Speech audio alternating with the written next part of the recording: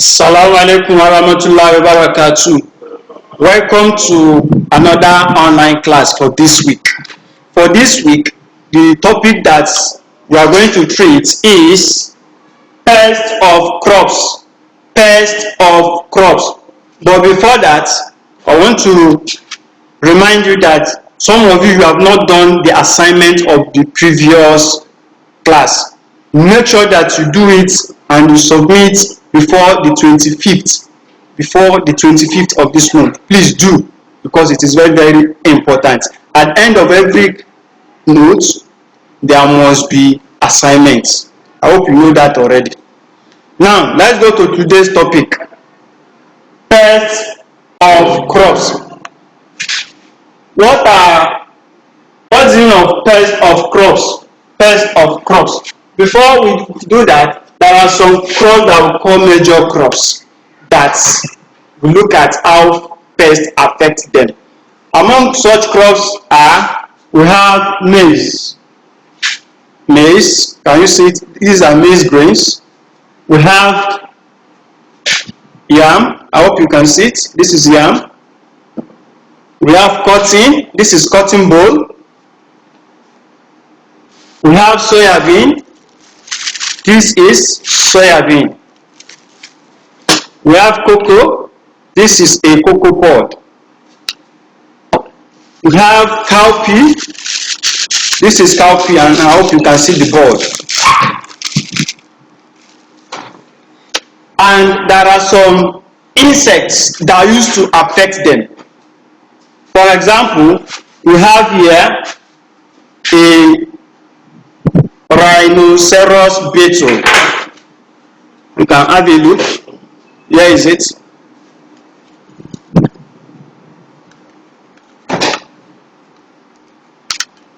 Okay, I will assist you. Rhinoceros Beetle. Can you see it? It has a snout. Can you see the snout? Something like this at the front of the nose. The snout. This is the snout. Can you see it? Is it clear? Okay. We also have, among such pests, we also have rats. Can you see? This is a rat. We also have millipede. This is millipede. Can you see that?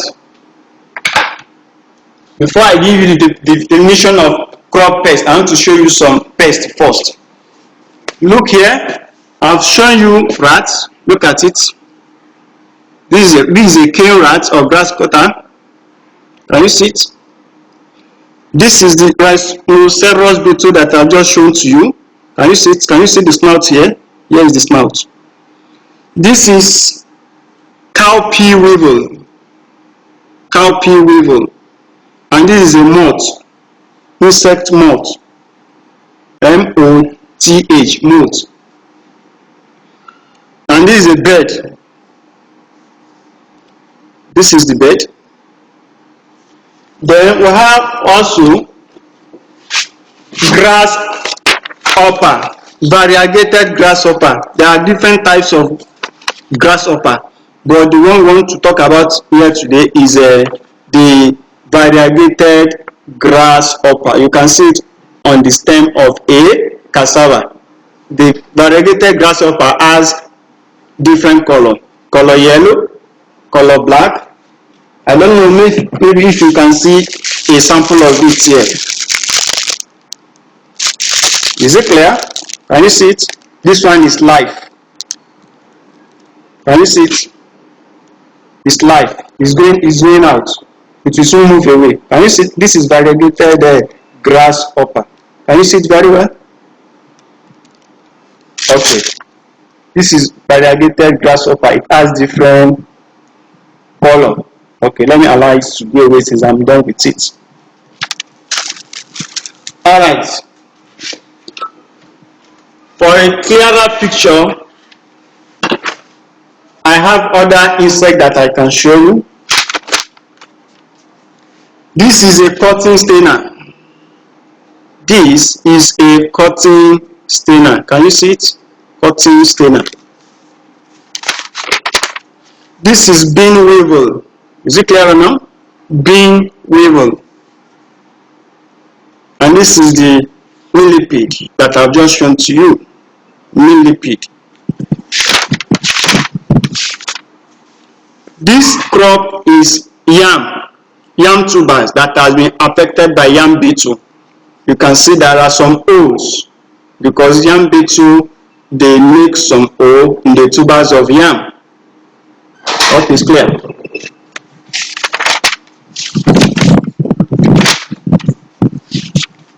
This is rice weevil. Rice weevil. Okay. Having shown you some crops and some pests. Now, let us define what crop pest means. What is crop pest? Crop pest is any organism that is capable of causing damages to crops. Crop pest is any organism that is capable of causing damages to crop plants. We have classification of crop pest. Classification of crop pest. We have 1. Insect pest. Insect pest. We have nematode, also a pest, and we have birds. We have rodents. Among them is rats and squirrel, including grasshopper or giant rat. We have monkeys. The monkeys, they like attacking plantain and banana plants. And also maize crop. Man is as well. Man can as well be a pest. For example, if someone throw fire or set your farm ablaze, or intentionally destroy your crop, or intentionally steal your crop, okay, man can also be a pest in that wise. Now let's go to insect pest, because I have said under the classification of crop pest that we have insect pest. The insect pest is further divided into 3 categories. We have the insect pests are divided into 3 categories based on their mode of feeding or their mouth parts. We say classification of insect pests based on their mode of feeding or their mouth parts. For example, we have biting and chewing insect, piercing and sucking insect, and burrowing insect. Biting and chewing insects, they have strong mandible, that is the jaw, and maxilla, which they use to chew food. They use the mandible to bite and use the maxilla to chew. We also have example of biting and chewing insects are the termite, the grasshopper.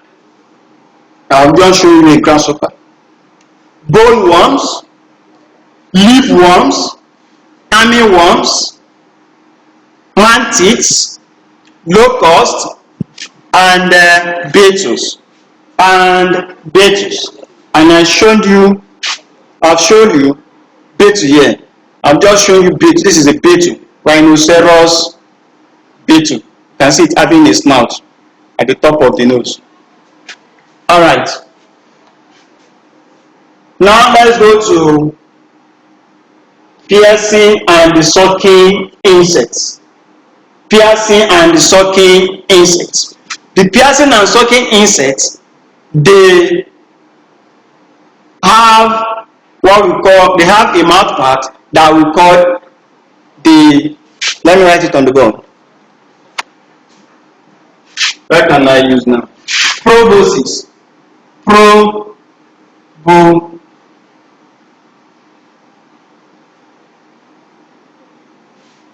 The piercing and sucking insect has a mouthpart that comprise proboscis. This very proboscis is like a pin that they will use to attach it to a plant part and begin to suck the sap of the plant. Plant sap simply means liquid material in the plant parts, maybe in the leaf or the stem. Just like, for example, the mosquito, when the mosquito bites you, what happens is that it will use the proboscis into your skin and begin to suck the blood. So the same thing with piercing and sucking insects that attack the crop plants. So there are some examples of piercing and sucking insects. One is aphids, cotton stainer, mealybugs, scale insect, capsid, white flies, and cotton stainers. Now let's move over to burrowing insects. Burrowing insects. What burrowing insect does is that their mouth parts. Burrowing insects, they have their mouth part is modified in such a way that they have a snout mouth part. Snout. A snout mouth part. Snout mouth part simply means that their mouth and their nose is elongated, forming what we call snout. For example, let me show you what I'm talking about. Look at this very rice weevil. This very rice weevil, the mouth is elongated, and this is what we call snout. It's not all the insects that have this kind of mouth. You can see the cockroach, for example, does not have elongated snout like this. Alright.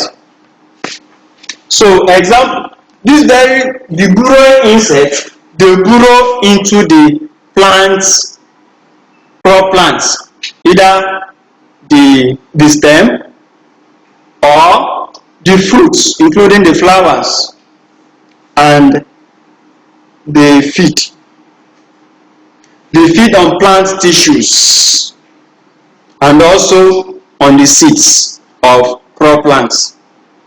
Examples of burrowing insects include stem burrowers, pod burrowers, cowpea weevils, rice weevils, and I'll just show you one now. Having discussed this, the next thing that we are going to look at is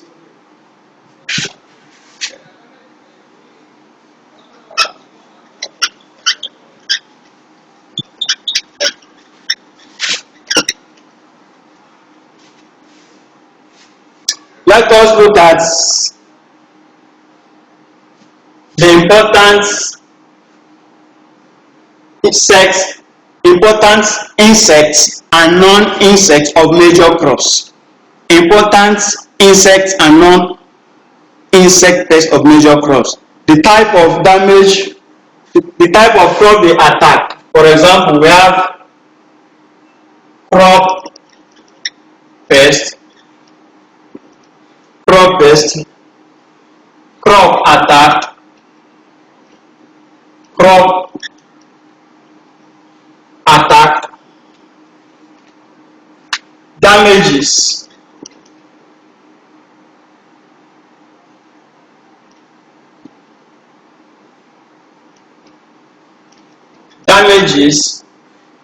cause or economic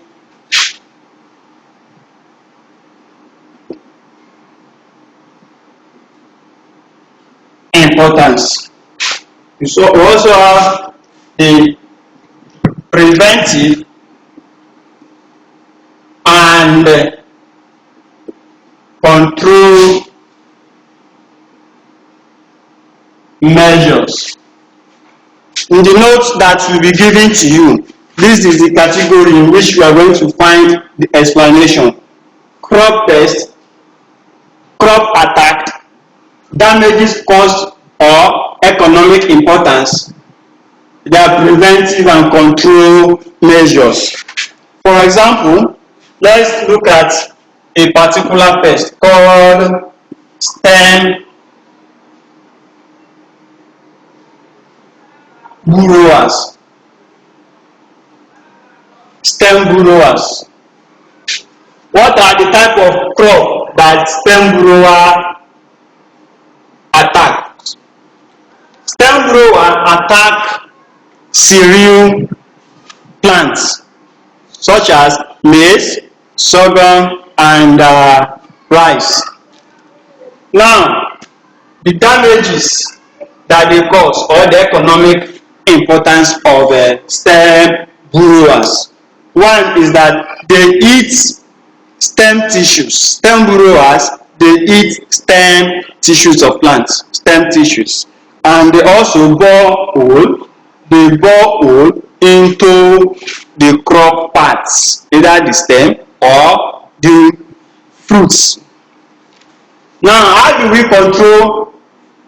What is the preventive and control measure for stem burrower? One is that you apply insecticide, spray insecticide, because they are insects.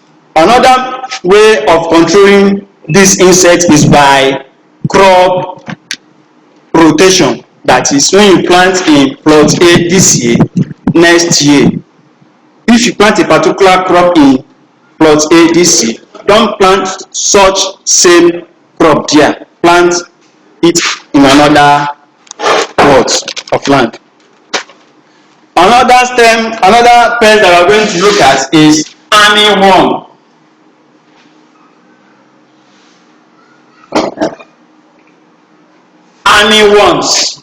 Armyworms. What are the crop that are attacked by armyworms? One, they also attack cereal plants, that is the maize, the rice, and sorghum. What are the damages that they cause? The damages that they cause, they eat the leaves and stems. They eat the leaves and stems of the plants. And they also reduce photosynthesis. Once the leaves of a plant has been eaten up, the leaves will be distorted, they will have holes, and they will also be reduced in number. Therefore, photosynthesis of the plant will be reduced. How do we control them? How do we control armyworms? Spray insecticide, because they are in the group of insects. And another way of controlling it is by early planting. The next insect is called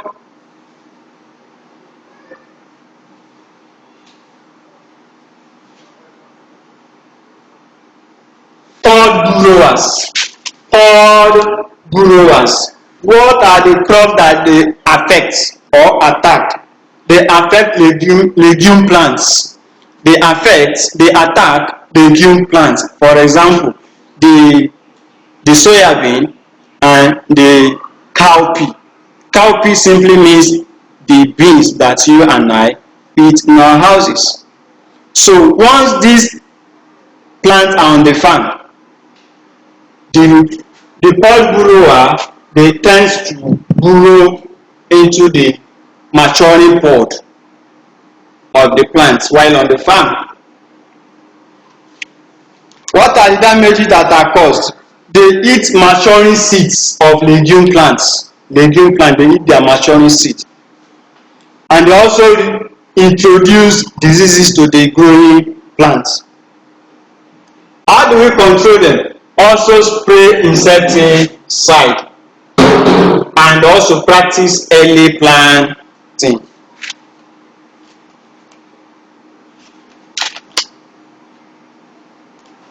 Okay, the The next insect is aphids. Aphids. They also attack leguminous plants such as beans, cowpea, and soya bean. What are the damages that they cause? They suck plant sap, and I said plant sap, they are liquid materials in the plants. They are also vectors of diseases. They are vectors of diseases. This means that they transmit virus to the plants, and the very virus now begin to cause disease to the plants. Another damage is mottling of leaves. Mottling of leaves. Once the virus is affecting the plant, the leaves of the plants will begin to mottle. That is, there will be an irregular yellowing on the leaves that we call mosaic pattern on the leaf. How do we control it? Since it is a virus, since it is an insect, you apply insecticide, and since they also transmit virus to the plants, any plant that is showing sign of virus attack or virus disease, you have to uproot the plant, uproot and burn the plant. The next pest is bean beetle. Bean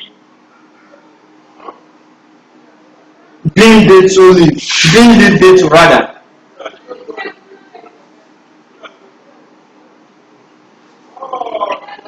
Bean leaf beetle, they are the type of beetles that eat the leaves of bean plants. By bean plants, I mean leguminous plants.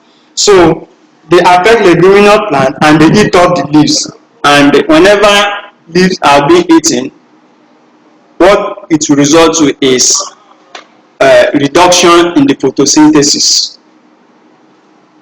That is, the plant will not be able to trap as much solar radiation in order to produce its own food. The control is by spraying insecticide and planting a variety of crop that is resistant to the bean leaf beetle. That is, planting a resistant varieties. The next pest is cocoa capsid.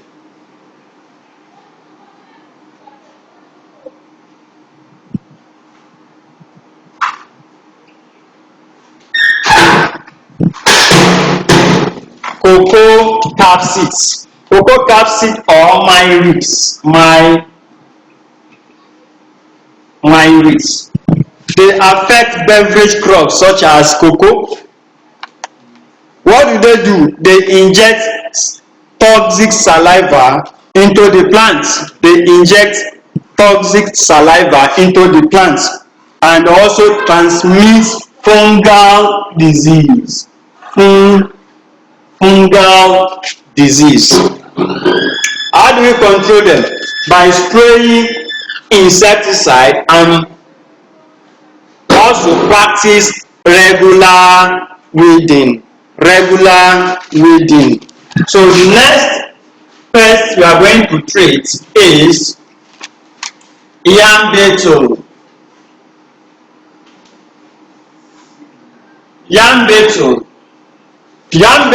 is the type of beetle that attack yam tubers.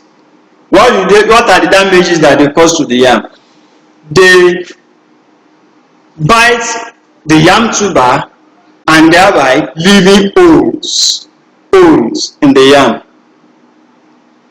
This will not make the yam to be unmarketable, because if you are to go to the market to buy yam, you will be looking for a yam that look okay, that does not have holes. How do we control this very yam beetle? One is by dusting the yam sets with our brain. Our grain dust. Make sure that you dust the yam set before you plant with grain dust. And also practice crop rotation. Crop rotation. The next pest is Rhinoceros Beetle. Rhinoceros Beetle, I have shown that to you more than twice. This is it. This is, can you see it? This is a Rhinoceros Beetle. It is a type of the beetle that attack groundnut and palm trees, that is palm crops such as the oil palm and coconut plants. What damage do they cause? The Rhinoceros beetle eats up the terminal bud of palm trees. By terminal bud, I mean the center of the palm tree usually have one bud and it's always at the center. It is that once the terminal bud shoots out, it will develop into a matured leaf, a matured palm frond. The palm leaf is called palm frond that I'm holding now. Is what I'm holding now. So once it's matured, the next terminal bud will start growing. And once this terminal bud is attacked by Rhinoceros beetle, it will kill the plant because no more bud for the plant to grow again, because the palm trees always they have just one terminal bud. So it will be very detrimental for the plant if the terminal bud is being eaten up by a Rhinoceros beetle. How do we control Rhinoceros beetle? Is by spraying insecticide and also by clean weeding of palm tree farmland or surroundings. Another pest of crop is cassava mealybug. Cassava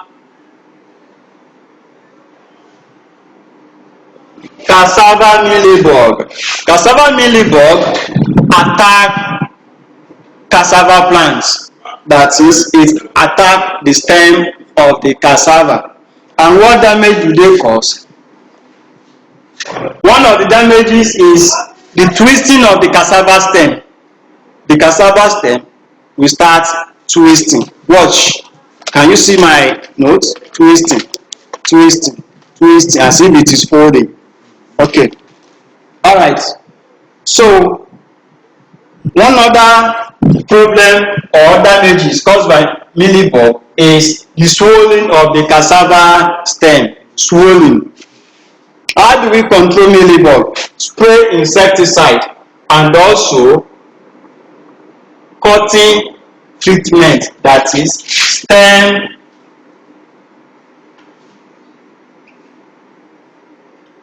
cuttings treatment. Treat them before you plant. Treat the cutting stems before you plant, that is cassava stem cuttings. The next pest here is the spider mites. Spider mites. Spider mites. What do they affect? They also affect the cassava leaves, and the damage is that they eat up the leaves of the cassava and also thereby reducing photosynthesis. How do we control them? We also spray insecticide and by use of biological control. Biological control means that you should get the organism that are enemy of spider that can predate or eat up the spider mites. to reduce their population or eradicate them completely. Another important crop pest is variegated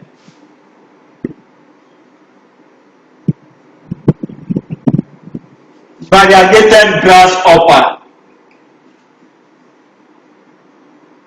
Variegated grasshopper, I shown it to you after some times ago. This is it. Can you see it on the cassava stem? So they affect the cassava stem. They attack cassava plants. And what do? They eat up the leaves and the soft stems. And this will lead to reduction in photosynthesis. How do we control them? One is by application of insecticide and as well and picking. So we also have cotton stainer as another pest. Cotton stainer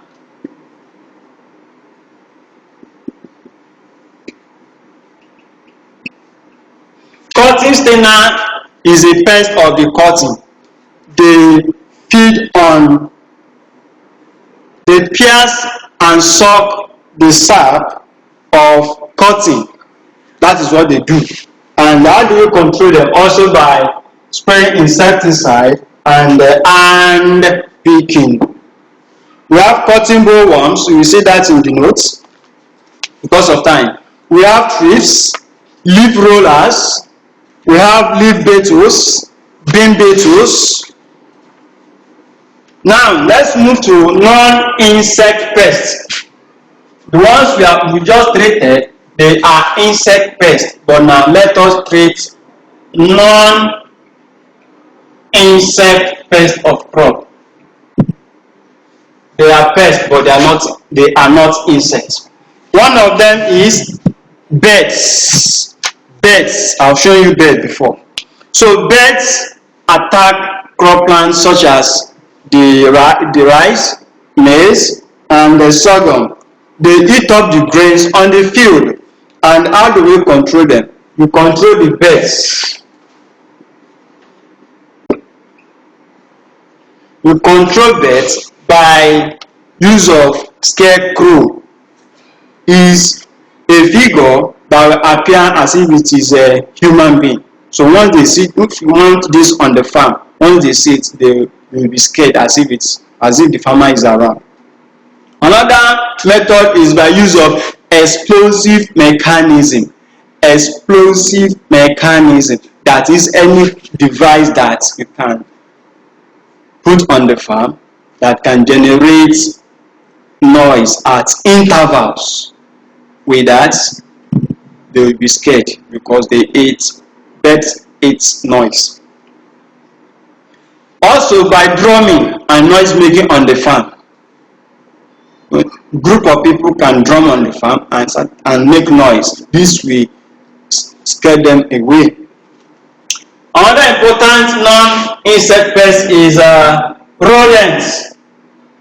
Rodents, they eat up the tubers of crops such as yam and cassava. Such rodents are bush rats, squirrel, and the rest of them. How do you control? What are the damages that they cause? They reduce the quality of crops because they eat some parts of the crop. That will also lead to reduction in the yield and quality of the crop harvested. How do you control rodents? Is by the use of rodenticide. That is a chemical used for killing rodents. We also shoot them with gun and also wire fencing. That is, we can also make use of wire trapping. Clean weeding is also very important because if you do clean weeding, they won't be able to hide in the weeds. The next Rodent is monkey. Monkeys, they like plantation and the banana plantation very well. So therefore, they attack the banana and plantain fruits. The next thing we are going to do is effects.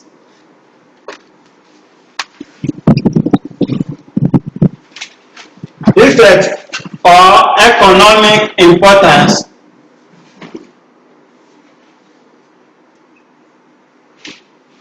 Economic importance of insect pests generally. Insect pests, they destroy crops in the farm. They reduce the viability of stored food. If you store food in the store, if they are attacked by pests, you will be able to have good sale. Also, they reduce the yield of the crop, and they can also lead to the death of the plants. So you will see other points in your notes. Now, very important subtopic is the general control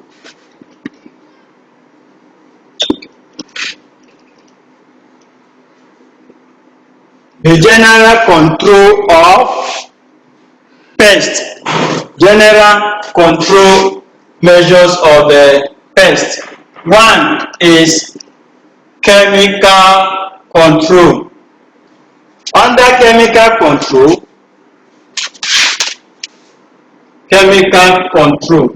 it has the method that you can use.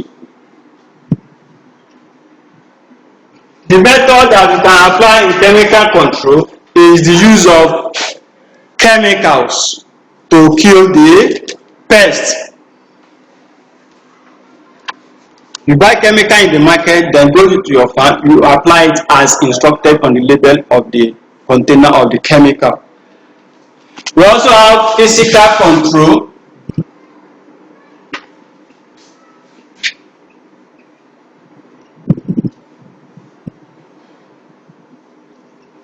In physical control, there are some methods we have to use. Such methods are hand picking. Use your hand to pick the insects away from the farm. Throw them on the floor and crush them with your leg. You also have setting trap. You set trap to catch the rats. Shooting with gun and fencing with wire nets. The last but not the least is biological. We also have cultural.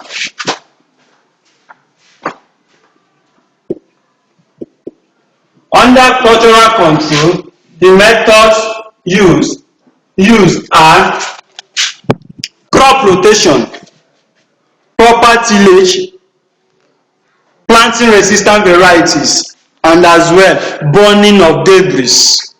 Burning of debris, I mean after harvest.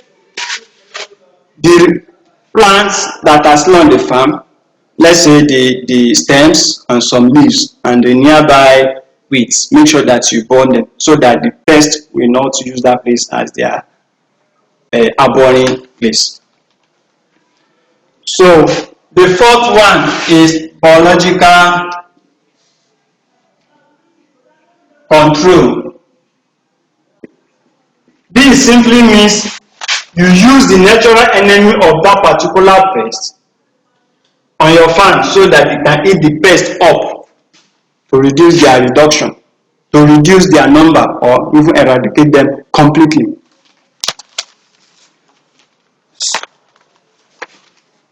The last point is that we have side effects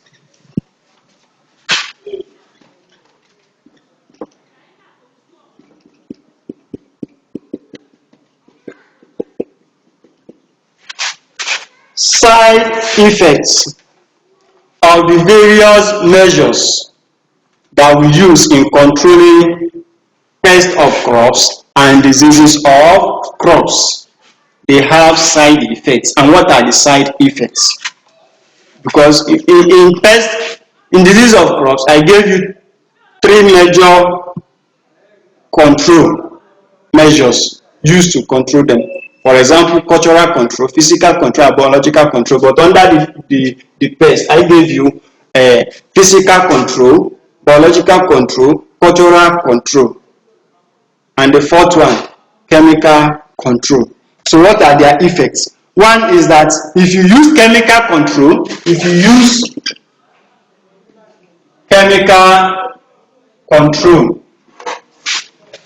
to control the pest or the diseases, you may end up killing some beneficial insects that are very important to the farmer, such as the earthworm.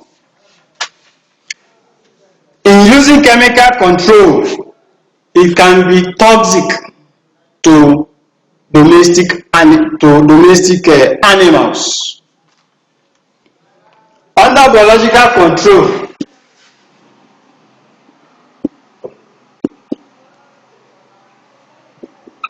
what could be the effect is that the organism that's introduced to the farm to kill or eat up a particular organism that is affecting your crop may end up attacking the crop itself. Under cultural control,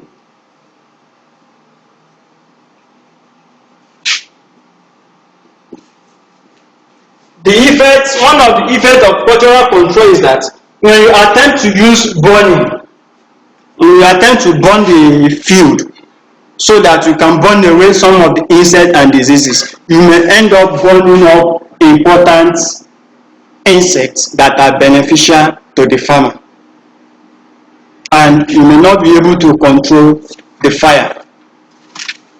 So you will see other things in the notes, and as well assignments. Like I said earlier when I started that the previous assignment, not all of you have submitted. Make sure that you submit, because it will be recorded, and you know that is very, very important. So meet you in the next class. Thank you.